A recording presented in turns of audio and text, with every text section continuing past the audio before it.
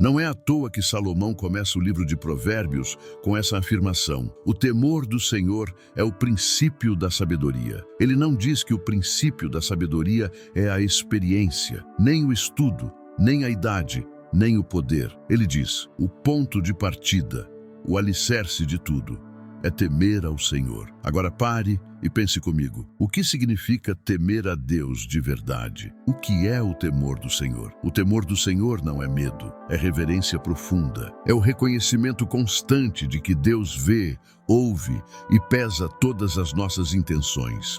É viver como quem caminha diante de um rei santo. É pensar antes de agir. É falar com consciência de que cada palavra será pesada. É andar com o coração voltado para agradar a Deus, não por obrigação, mas por amor. É o oposto da autossuficiência. Texto-chave, Provérbios 1:7. O temor do Senhor é o princípio da sabedoria, mas os tolos desprezam a sabedoria e a instrução. Texto complementar, Jó 28:28. E disse ao homem: eis que o temor do Senhor é a sabedoria, e apartar-se do mal é o entendimento. O temor é como um filtro espiritual. Ele nos impede de fazer escolhas apressadas, palavras vazias, alianças perigosas. Ele coloca o coração no lugar certo antes da decisão. Reflexão prática. Você pode conhecer a Bíblia, você pode servir na igreja, você pode até pregar, mas se não teme o Senhor, seus passos estão soltos. Salomão não está dizendo apenas que você precisa de sabedoria. Ele está dizendo que, sem temor, você nem sabe o que é sabedoria. O oposto do temor, o orgulho silencioso. O que leva uma pessoa a ignorar a sabedoria? O orgulho, a falsa sensação de controle, a ilusão de que eu sei o que estou fazendo, de que vai dar certo do meu jeito, de que comigo é diferente. Essa é a mesma voz que sussurrou no Éden, a mesma que levou Saul à desobediência, a mesma que endureceu o coração de Faraó e a mesma que levou Salomão à idolatria nos últimos anos de vida. Salmos 25:14. O segredo do Senhor é para os que o temem, e ele lhes fará saber a sua aliança. Imagine um carro moderno, completo, cheio de recursos, mas sem volante, sem direção. Esse é o ser humano sem o temor do Senhor, cheio de potencial, energia, conhecimento, mas desgovernado. E mais cedo ou mais tarde, ele colide. Você vive como quem teme ao Senhor. Suas decisões refletem reverência ou autoconfiança. O que você faz no secreto honra ou entristece a Deus? Salomão grita no início do livro: tema a Deus, comece por aí, ou tudo o que vier depois será desgovernado. O que ele está dizendo é: você pode ser bom no que faz, pode ter influência, pode ter visão, mas se não tiver temor, a ruína será certa. Você já ouviu esse conselho? Segue o teu coração. Ele parece bonito, inspirador, poético. Mas Salomão desmascara esse conselho como um perigo disfarçado de liberdade. Provérbios 28:26. O que confia no seu próprio coração é insensato, mas o que anda em sabedoria será salvo. Por que o coração não é confiável? Porque o coração é instável, é como uma bússola danificada. Ele muda de direção com base em emoções, desejos e circunstâncias. Jeremias 17:9. Enganoso é o coração, mais do que todas as coisas, e perverso. Quem o conhecerá? Salomão teve centenas de esposas e concubinas. Seu coração se desviou. Ele amou mulheres estrangeiras, e com elas veio a idolatria. O problema não começou nas alianças políticas, mas no coração. O perigo da autoconfiança espiritual. Quantos começam bem, mas depois de alguns anos de ministério, passam a confiar no talento e não mais na dependência? Quantos casamentos começam com oração, mas depois viram uma disputa de razão, porque cada um segue seu próprio coração? Confie no coração, e você se torna seu próprio guia. E quando você é o guia, você é também o responsável pelo desastre. Sinais de que você está confiando no coração e não em Deus. Decide no impulso sem orar. Ignora conselhos, justifica erros com sentimentos. Espera sentir paz sem checar se aquilo está na palavra. Salmos 19:105. Lâmpada para os meus pés é a tua palavra e luz para o meu caminho. Não é o seu coração que deve te guiar, é a palavra, é o Espírito. Pense em alguém andando num campo de neblina densa, confiando apenas na sua memória. Ele pode ter passado por ali antes, mas agora, sem visibilidade, cada passo é um risco. Esse é quem confia no próprio coração. Ele acha que lembra o caminho, mas a névoa da emoção cobre o bom senso. Qual foi a última decisão importante que você tomou com base apenas no que sentia? Qual foi a consequência? E se tivesse perguntado primeiro ao Espírito Santo? Salomão nos diz: não siga o seu coração, guarde-o, vigie-o e submeta-o à sabedoria do alto. Provérbios 4:23.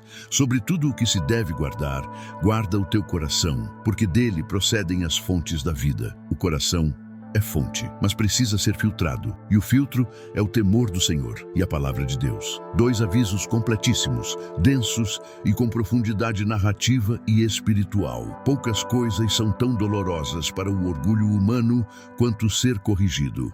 Mas Salomão nos alerta com clareza: quem rejeita a correção colhe vergonha. Provérbios 13:18. Pobreza e vergonha virão ao que rejeita a disciplina, mas o que aceita a repreensão será honrado. Disciplina é amor em ação. É o cuidado de Deus e de pessoas sábias para te impedir de continuar em um caminho de destruição.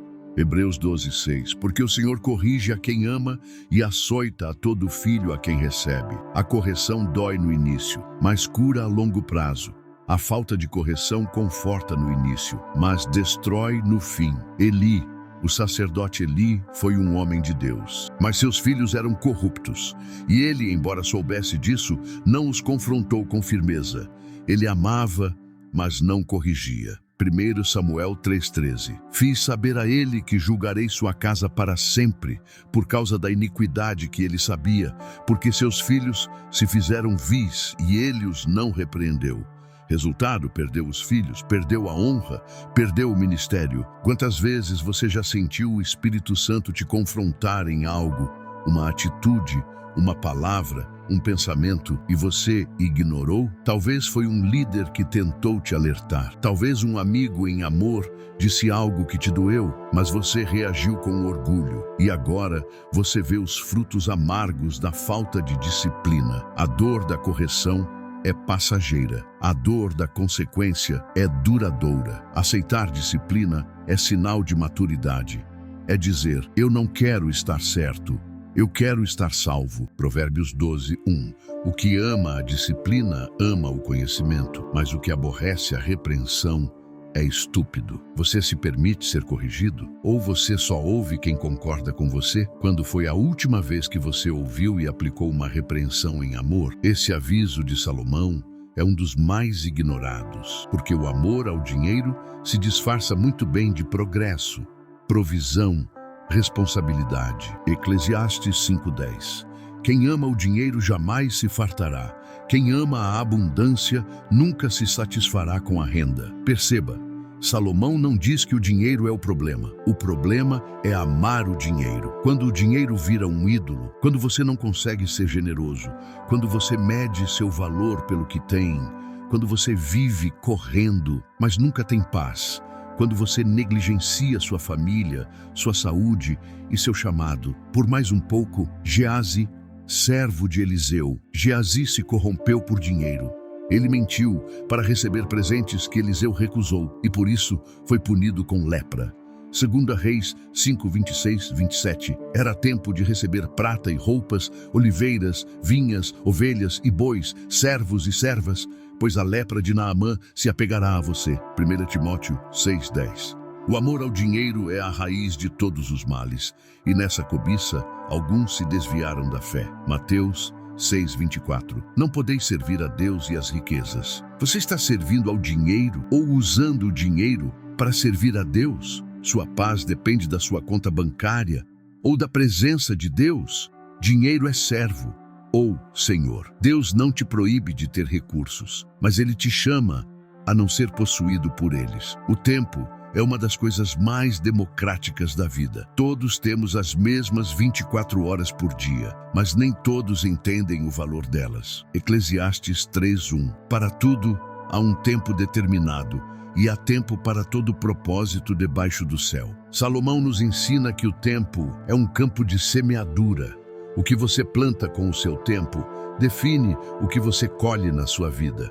E muitos estão desperdiçando o hoje, achando que o amanhã está garantido.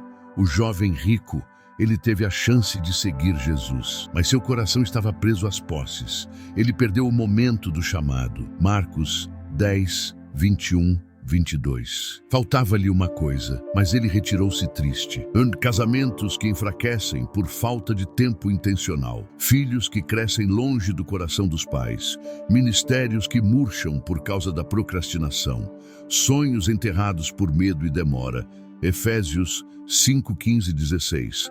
Vede prudentemente como andais, não como nécios, mas como sábios, remindo o tempo. O que você precisa fazer hoje, mas está adiando há meses? Que decisão você está empurrando, esperando o momento perfeito? E se esse momento nunca vier? Salomão está dizendo, o tempo não espera, o tempo não volta.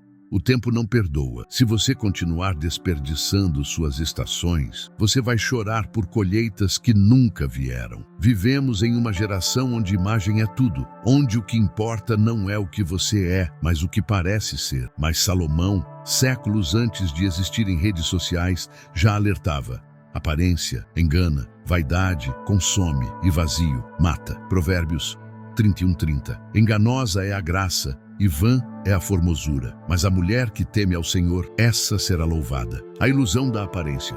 Quantos estão sorrindo por fora, mas chorando por dentro? Quantos estão postando sucesso, mas colhendo angústia? Quantos estão brilhando em público, mas desmoronando no secreto?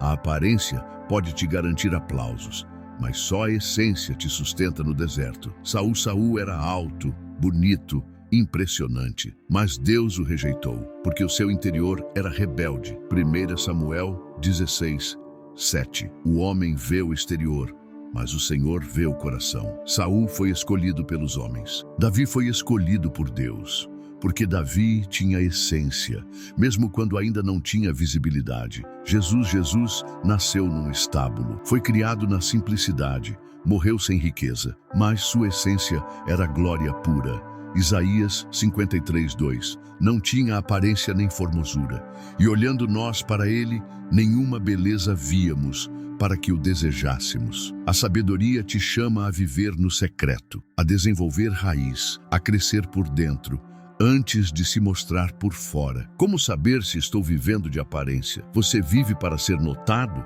Precisa que os outros vejam o que está fazendo para sentir que valeu a pena? Prefere parecer forte do que pedir ajuda? Se preocupa mais com o Instagram do que com sua vida devocional. Mateus 6:6. Tu, porém, quando orares, entra no teu quarto e, fechando a porta, ora a teu pai que vê em secreto. Salomão diz, a beleza é passageira, a graça exterior é enganosa, mas o que é real permanece. Construa uma vida invisível diante de Deus, e no tempo certo, Ele mesmo exaltará o que foi edificado com verdade. Imagine chegar ao fim da vida com riquezas, fama, sabedoria humana, influência, realizações, e ainda assim olhar para tudo e dizer, foi vaidade, corri atrás do vento. Salomão viveu isso. Ele construiu cidades, ampliou reinos, teve 1000 mulheres, conheceu prazeres, mas terminou Eclesiastes com uma confissão. Nada faz sentido se não for para a glória de Deus. No Eclesiastes 12:13, de tudo o que se tem ouvido, a suma é, teme a Deus e guarda os seus mandamentos, porque isto é o dever de todo homem. Sem propósito eterno, tudo é ruído. Você pode trabalhar duro e ainda se sentir vazio. Pode conquistar o mundo e perder sua alma. Pode encher a agenda e esvaziar o coração. Propósito eterno não é fazer muito, é fazer o que Deus mandou fazer. Salomão, no final da vida, ele começa bem, pede sabedoria, constrói o templo, mas aos poucos se perde. 1 Reis 11:4. Sendo já velho, Suas mulheres lhe perverteram o coração para seguir outros deuses. Quando o coração perde o propósito, ele começa a aceitar substitutos. Os sintomas de quem vive sem propósito: rotina sem paixão, cansaço que não passa, vontade de desistir sem saber porquê, sensação de estar ocupado, mas improdutivo. Efésios 2:10. Pois somos feitura dele, criados em Cristo Jesus para boas obras. Você foi criado para algo eterno. Há uma missão na sua vida. Há um chamado do céu sobre você. E Salomão está dizendo: não viva distraído, viva direcionado. Salomão teve tudo, mas concluiu que tudo sem Deus é vaidade. Sem temor, tudo desaba. Sem essência, tudo engana. Sem propósito, tudo cansa. Eclesiastes 12:14. Porque Deus há de trazer a juízo todas as obras, até as que estão escondidas, quer sejam boas, quer sejam más. Você chegou até aqui. Ouviu 7 alertas, 7 faróis acesos no seu caminho. Agora a escolha é sua. Você pode ignorar e repetir a história de Salomão, ou aplicar e escrever uma nova história com sabedoria curta. Este vídeo se foi impactado. Escreva nos comentários: eu escolho viver com sabedoria. Compartilhe com alguém que precisa ouvir isso. Inscreva-se no canal Sabedoria do Alto para mais mensagens bíblicas que confrontam e curam. Bênção de encerramento. Que o Senhor te dê sabedoria para cada passo, temor para cada decisão, coragem para aceitar a correção e graça para viver com propósito e verdade. Shalom. Nos vemos no próximo vídeo.